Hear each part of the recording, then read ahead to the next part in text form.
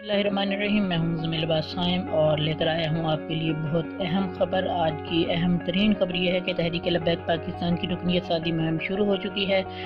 जन्नूबी पंजाब के अमीर सैयद सरवर साहब ने चंद दिन पहले रकनियत सादी मुहिम का ऐलान किया था और वह ज़ोर शोर से शुरू हो चुकी है। सादकाबाद में भी 2 जगहों पर रकनियत सादी कैंप लगाए गए हैं।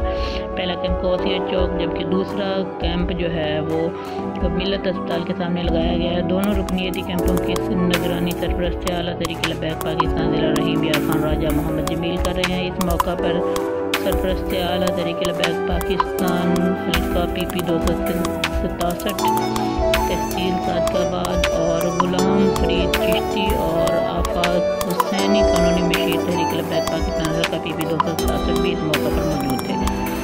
लोग किसी तादाद में तहरीक लबैक पाकिस्तान में शमूलियत के लिए रकनियती फॉर्म पुर किए हैं।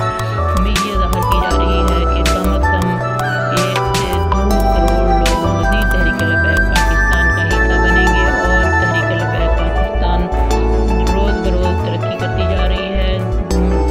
तमाम मजहबी सियासी जमातों में तहरीक लबैक पाकिस्तान इस वक्त नुमाया सियासी जमात के तौर पर सामने आ रही है और तमाम सियासी जमातें इनकी सूरत हाल से परेशान हैं और तहरीक लबैक पाकिस्तान की रोज़ बरोज़ बढ़ती हुई मकबूलियत के सामने घुटने टेक चुके हैं। और उम्मीद ये ज़ाहिर की जा रही है कि जो ज़िमनी इंतखाबात अभी हो रहे हैं उनमें तहरीक लबैक पाकिस्तान भारी मार्जिन से जीतेगी।